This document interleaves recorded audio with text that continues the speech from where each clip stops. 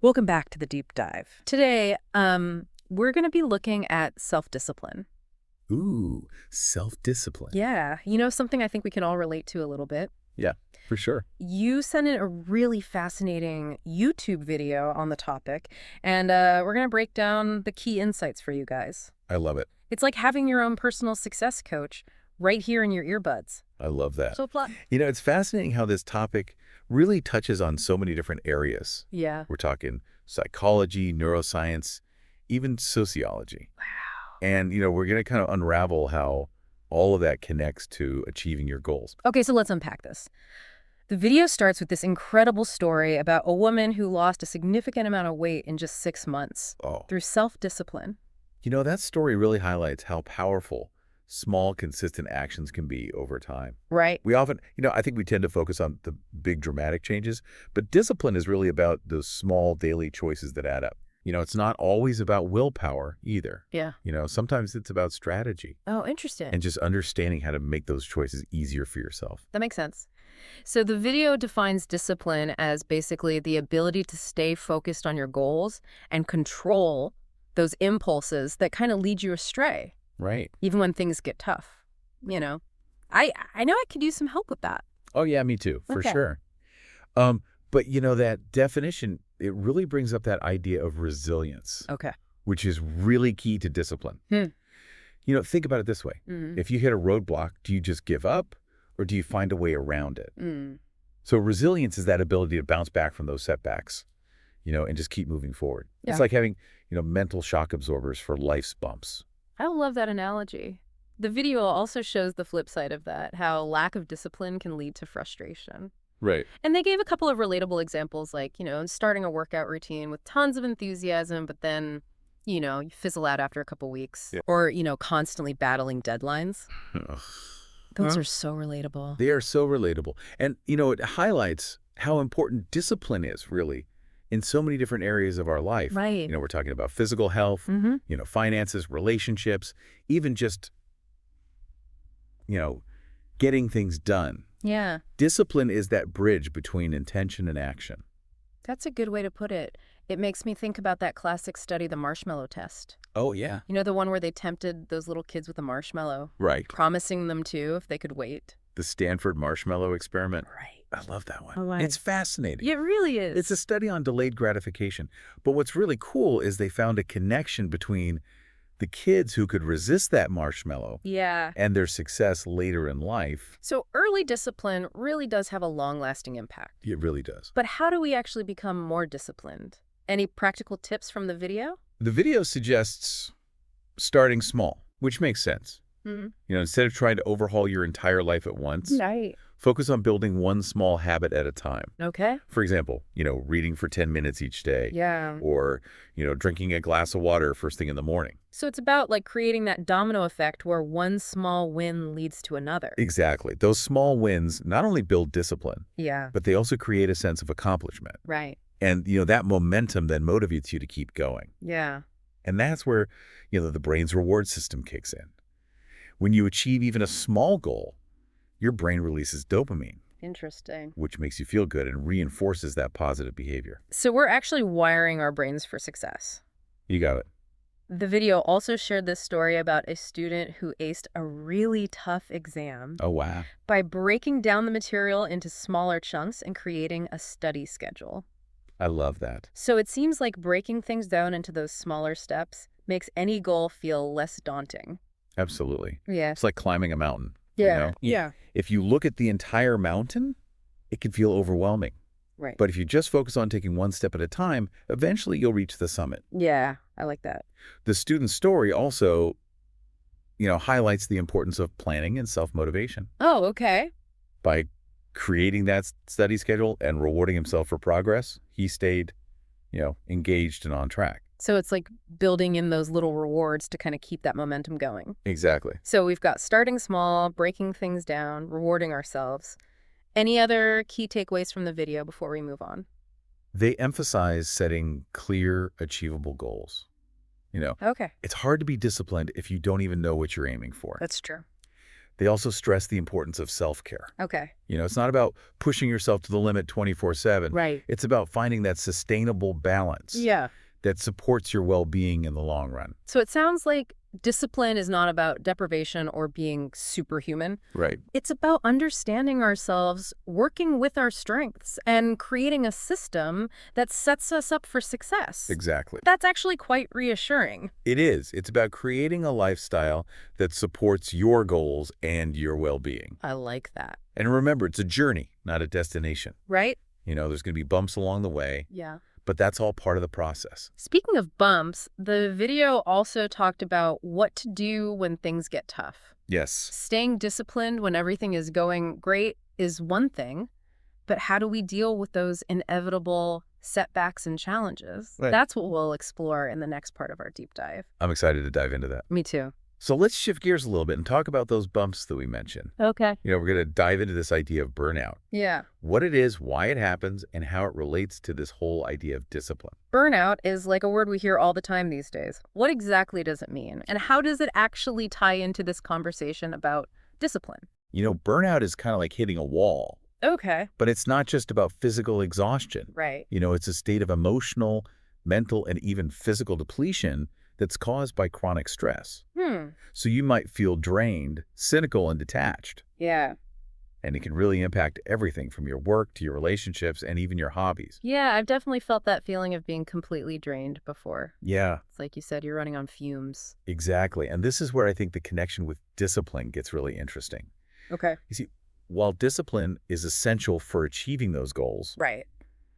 the way we practice it can either prevent burnout or contribute to it. So it's about finding that balance between pushing ourselves and knowing when to ease up. Exactly. Yeah. It's like training for a marathon. You need to push yourself to build endurance, Yeah. but if you overtrain without adequate rest and recovery, you risk injury and burnout. That's a great analogy. So how do we know if we're pushing ourselves too hard? What are some of those red flags of burnout that we should be aware of? Well, there are many signs, and they can be pretty subtle at first. Okay. You might notice a decline in your usual enthusiasm or motivation. Right. Maybe you're feeling more irritable or cynical than usual, or you're having trouble concentrating. Yeah. You might even experience some physical symptoms like headaches, digestive issues, or changes in your sleep patterns. Oh, okay. So those are some pretty clear warning signs. Yeah. What can we do if we start to notice these signs? Yeah. How do we pull back from the brink of burnout? Well, I think the first step is really acknowledging that there's a problem Okay. and seeking support. Yeah. Talk to someone you trust, whether it's a family member, therapist, or even your doctor. Yeah. Sometimes just, verbalizing what you're going through can provide a sense of relief and clarity. So it's about reaching out and not trying to go it alone. Absolutely. Yeah. We're not meant to go through life's challenges in isolation. Right. Sharing our struggles with someone we trust can really help us gain perspective, emotional support, and even some practical advice. That makes sense. What about some concrete steps we can take to actually address the burnout itself? Right. Where do we even begin to untangle ourselves from that state of overwhelm? Yeah. One of the most effective things you can do is really evaluate your commitments and priorities. Okay. Are you overextended? Mm-mm. Are you trying to juggle too many things at once? That's a tough one. I know I'm guilty of saying yes to too many things sometimes. It's a common struggle, especially for those of us who are, naturally driven or have a hard time saying no. Right. But learning to set boundaries and protect your time and energy is crucial for preventing burnout. Yeah. Remember, you can't pour from an empty cup. That's a great reminder. So it's about prioritizing ourselves and our well-being, Right. even if it means maybe disappointing others or saying no to some requests. Exactly. What else can we do to prevent burnout or recover from it? Another key strategy is to incorporate more self-care into your routine. And this could include things like exercise, meditation, spending time in nature, pursuing a hobby, Yeah. anything that helps you relax and recharge. Self-care is so important, yet it's often the first thing to go when we're feeling stressed and overwhelmed. It's like we think we don't have time for it, but in reality, it's an investment in our well-being and our productivity. You're absolutely right. Self-care is not selfish. It's essential. Yeah.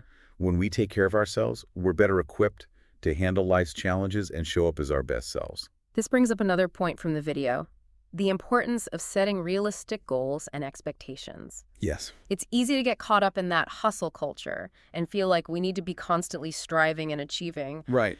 But that's a recipe for burnout. You've hit the nail on the head. Yeah. Sometimes we set ourselves up for failure Yeah. by setting these unrealistic goals or putting too much pressure on ourselves. So it's about being kind to ourselves and acknowledging our limits. It's exactly. It's about finding a sustainable pace that allows us to make progress without sacrificing our well-being. They shared a powerful story in the video about someone who was initially very productive by Right. working nonstop, but ended up completely burned out and unable to function. Oh, wow. It really highlighted how important it is to listen to our bodies and minds Yeah. and to recognize when we need to slow down. That story perfectly illustrates the dangers of pushing ourselves too hard for too long. Yeah, It's like driving a car without ever stopping for gas or maintenance. right. Eventually, it's going to break down. So how do we know when we're pushing ourselves too hard? Mm. What are some of the signs that we need to take a break and recharge?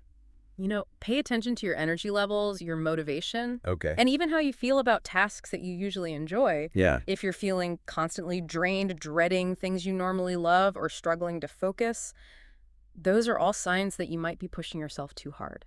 So it's not just about the outward signs of stress, but also those internal cues that are telling us to maybe slow down a little bit. Precisely. Those internal cues are often our body's way of trying to protect us from burnout. Ignoring them can lead to more serious consequences down the road. That makes a lot of sense. Yeah. What are some practical things we can do when we realize we are pushing ourselves too hard? The video offered some really helpful strategies. Okay. First, remember to prioritize. Okay. What are the most important tasks that need to be done right now? Right. Focus on those and let go of anything that can wait. That's a great reminder. Sometimes we get so caught up in trying to do everything Right. that we lose sight of what's truly important. It's like trying to juggle too many balls at once. Eventually, you're going to drop them all. Yeah. Prioritizing really helps us focus our energy on what matters most. What other strategies did they suggest? They talked about the importance of scheduling breaks into your day, Okay. even if it's just for a few minutes at a time. Yeah. Those short breaks can really help you clear your head, recharge your energy, and return to your work with renewed focus. It's like hitting the reset button on your brain. Exactly. And they also emphasize the power of talking to someone we trust about how we're feeling. Right. Sometimes simply verbalizing our thoughts and emotions can help us gain perspective and realize how much we've been pushing ourselves. It's like they say, a problem shared is a problem halved. Precisely.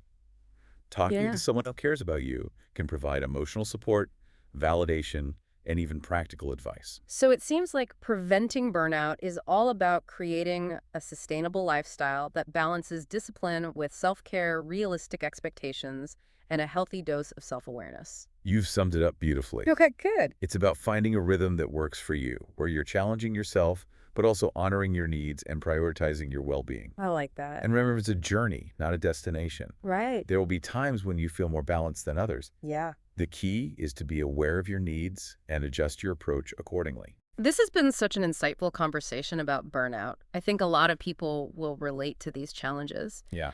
It's reassuring to know that there are concrete steps we can take to prevent burnout and create a more sustainable and fulfilling life. Absolutely. Now I'm curious about something they mentioned towards the end of the video, the connection between discipline and self-love. Yeah. It seems like a bit of an unexpected pairing. Right. How do those two concepts relate to each other? I never thought about discipline and self-love as being connected. Right. It might seem counterintuitive at first, but think about it this way. When you genuinely love and value yourself, you're more likely to make choices that support your well-being. Yeah. Even when those choices require effort and discipline. So it's not about forcing ourselves into some rigid routine or punishing ourselves for slip-ups. Exactly. It's about recognizing that you are worthy of care and respect. And that includes, making choices that align with your values and your long-term goals. It's about creating a life that feels good on the inside, not just one that looks good on the outside.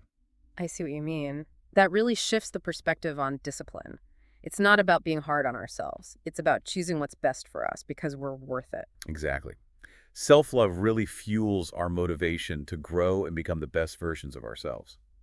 And that growth often requires discipline. But it's a discipline that comes from a place of kindness and self-compassion, not from a place of fear or self-criticism. That makes sense. So how do we cultivate more self-love? It seems like a kind of abstract concept. Are there practical things we can do to, start loving ourselves more? There are definitely some tangible steps you can take. First, pay attention to your self-talk. Are you constantly criticizing yourself? Try to catch those negative thoughts and replace them with more, positive and affirming statements. Yeah, I know I'm guilty of that. It's so easy to fall into that trap of negative self-talk, especially when we make a mistake or face a setback. It's a common struggle. Yeah. But the more we practice noticing and challenging those negative thoughts, the more we can shift our inner dialogue to one of self-compassion and encouragement. It's like training a muscle. The more we use it, the stronger it gets. So it's about being our own best friend, offering ourselves the same kindness and support we would offer someone we care about. Exactly. And another important step is making time for activities that bring you joy and nourish your soul. It could be, spending time in nature, reading a good book, listening to music, pursuing a hobby, anything that lights you up and makes you feel alive. I think those things are so important, yet they're often the first to go when we get busy or stressed. We feel like we don't have time for them, but in reality, they're essential for our well-being and can even boost our productivity in other areas. Absolutely. When we prioritize things that bring us joy, we're replenishing our energy and creating a more positive and balanced life. And don't underestimate the power of gratitude.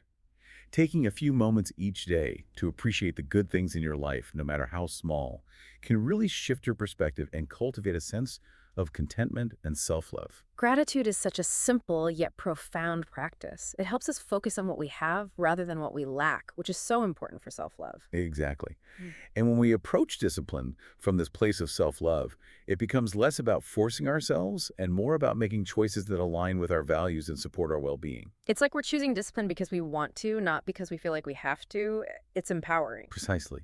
And that makes all the difference.